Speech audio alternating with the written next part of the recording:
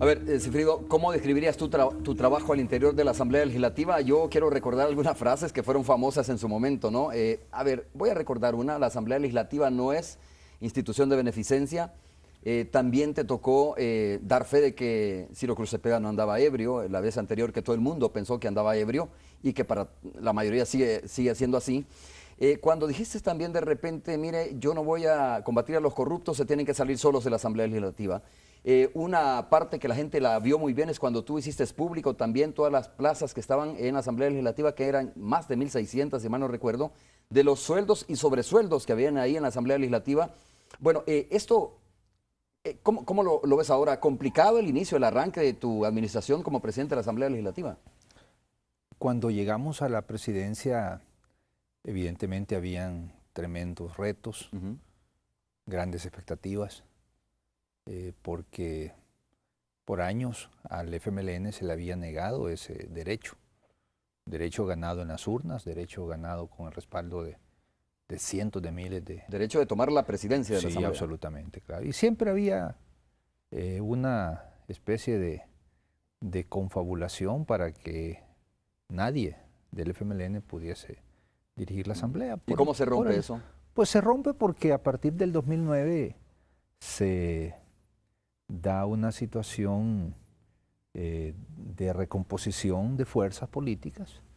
Arena, por la forma un tanto arrogante de gobernarse, terminó rompiéndose. Eso abrió un escenario donde surge una nueva fuerza política y se da toda una reestructuración del gobierno legislativo. Y aquella antigua alianza de la derecha ya no tuvo un sustento. Se reacomodaron las placas tectónicas. Y eso abre esa posibilidad. Llegar a la presidencia de la Asamblea significó un enorme reto político, personal. Tuvo que negociar el frente de la llegada tuya a la presidencia de la Asamblea Legislativa. Claro, como cada cosa que sucede en la Asamblea, es una negociación permanente, lo cual de por sí no significa que sea algo peyorativo, es simplemente la realidad política. Que aporto, que das, que damos, que construimos, y así se van construyendo consensos. Y eso es lo que hace que se muevan las leyes, que se muevan las iniciativas.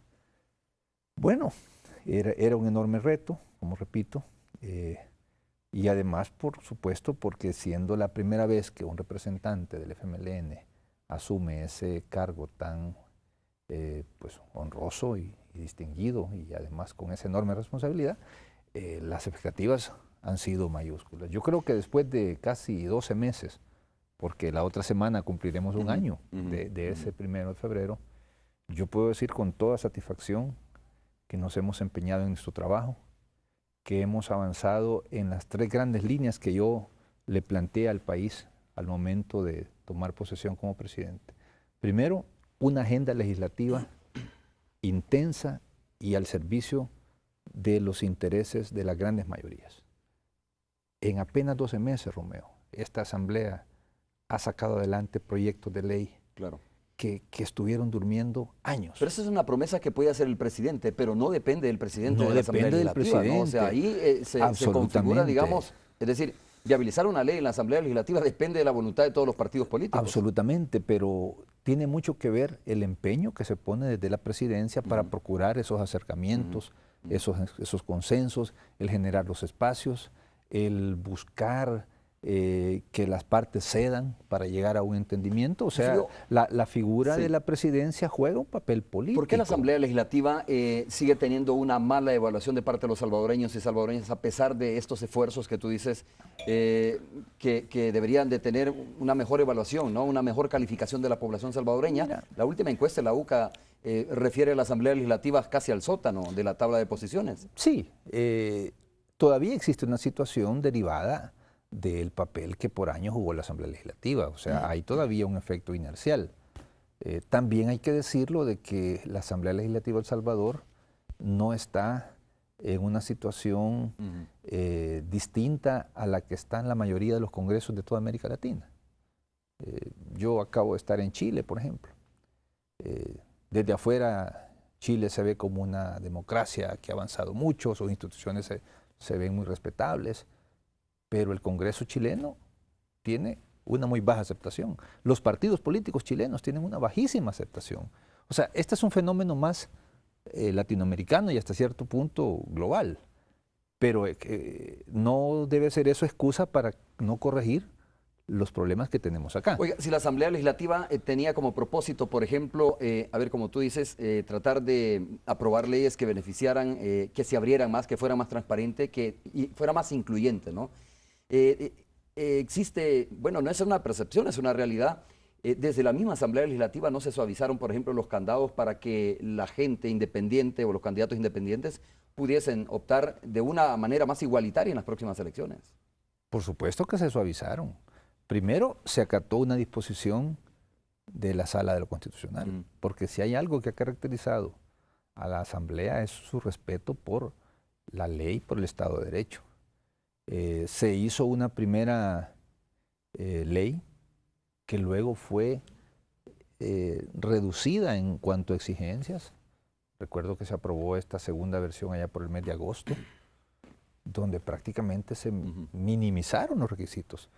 Otra cosa es que los ciudadanos no estén tan interesados como alguno podría creer en ser candidatos no partidarios, porque al final, si no me equivoco, no sobrepasa el número de 20, claro, los que fueron a buscar su inscripción. Bueno, y los que lograron conseguir las firmas, posiblemente sea menos de la mitad de ese número. Tuviste como comenzamos este programa, comenzamos con un perfil donde se resaltaban, por supuesto, la trayectoria de Sigfrido Reyes como presidente de la Asamblea Legislativa, pero ahora vamos a la otra parte donde los adversarios preguntan, ¿te parece? Vamos a escuchar qué es lo que dicen los adversarios o qué quieren preguntarle a nuestro invitado de esta noche. Veamos.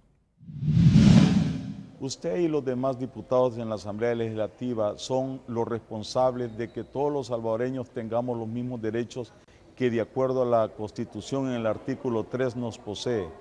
¿Por qué no se nos han dado esos derechos que tenemos igual que cualquier otro diputado de cualquier otro partido político? Eso es lo que estábamos planteando o preguntando nosotros también. Bueno, porque no puedes comparar una situación donde un ciudadano es propuesto por un partido político que tiene que llenar grandes exigencias para poder ser inscrito como partido, con la situación de un... A pesar de que en la Constitución todos somos iguales, ¿no? Y tenemos los mismos derechos y deberes. Sí, pero la Constitución establece un rol fundamental de los partidos políticos, artículo 85. No es sino por una interpretación de los magistrados de la Sala que aparece en el último año la figura de candidatos no partidarios, a los cuales se les han dado amplias posibilidades para inscribirse. Pero yo vi algunos que no lograron recoger las firmas y quemaron los libros. O sea, mira, es fácil. ¿Y las quemaron porque no pudieron reunir las firmas o por protesta de los requisitos muy fuertes que les pusieron? Yo creo que no pudieron reunir las firmas, Romeo. Es que mira, hay quienes aquí, en este país, quieren dar cátedras de democracia, de participación, cátedras de cómo hacer política, pero a la hora de que tienen que ir a un pueblo, a un cantón, a un centro comercial, a una colonia, es una cuestión distinta. Es una cuestión distinta. Veamos la siguiente pregunta. ¿Te parece la siguiente pregunta de otro adversario? Quisiera saber qué leyes a favor de los salvadoreños en el exterior se han promovido a través de su partido político. Bajo esta gestión de este servidor, aprobamos en el mes de marzo la Ley de Protección al Migrante Salvadoreño y su familia. Es una ley novedosa, es una ley de avanzada. El Salvador es uno de los pocos países en América Latina que cuenta con ese tipo de legislación. La ley crea un Consejo Nacional del Migrante, que sería, digo sería porque el Ejecutivo aún no lo ha aplicado. O sea, ya la Asamblea cumplió su responsabilidad. La pelota está en manos del Ejecutivo. Crear el Consejo Nacional del Migrante, aplicar una serie de políticas que vayan a favorecer al migrante en el tránsito, cuando va buscando un nuevo destino, en el lugar donde logre establecerse e incluso si el migrante desea retornar al país. El tema de los migrantes ha sido una de las preocupaciones centrales, particularmente de este servidor como diputado. Oiga, yo soy miembro de la comisión que ve el tema migrante. Yo estaba revisando, antes de entrar al programa, estaba revisando la plataforma legislativa del año 2012-2015, ¿no? no veo ningún punto referido muy específico al tema de los migrantes. Bueno, ahí estamos incluyendo el tema del voto, que me parece que es un tema muy importante para el migrante, porque hablar del migrante y solo hablar de remesas y solo hablar de su contribución económica me parece que es muy injusto. Al migrante salvadoreño hay que reconocerle sus derechos políticos plenos, incluyendo el derecho de votar, al menos para elegir al presidente de la República, que creo que es lo que al migrante le llama mucho más la atención, porque ya elegir un alcalde, digamos, de Tonacatepeque a un migrante que está en Hempstead, New York, posiblemente le parezca demasiado remoto, pero elegir al presidente de su país creo que puede ser muy importante. Entonces, eso es parte de lo que debemos de hacer en este nuevo periodo. Yo esperaría que todos nos comprometamos con eso. El FMLN lo tiene como un punto central.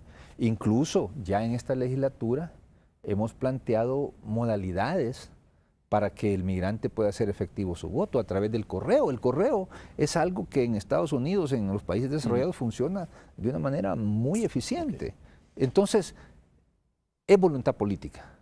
En el caso del FMLN, los 35 votos que hoy tenemos y los muchos más que espero tengamos en la siguiente legislatura a partir de mayo, van a estar en función de que ese derecho se reconozca efectivamente. Muy bien, vamos a hacer de nuevo una pausa comercial. Esos muchos votos más, no sé si hasta dónde sea cierto según las mediciones, vamos a hablar de eso cuando regresemos. Las encuestas hablan de una situación más cerrada con el partido Arena, ¿no? Yo no sé si al final, y esta es una percepción que la tengo yo, que al final las promesas que hizo el Frente Farabundo Martí, la propuesta de legislación, por ejemplo, desde el Parlamento de nuestro país y desde la presidencia, se han quedado muy cortas respecto a la expectativa que se creó tras ganar o en la campaña electoral para ganar la presidencia de la República. Vamos a hacer la pausa, regresamos.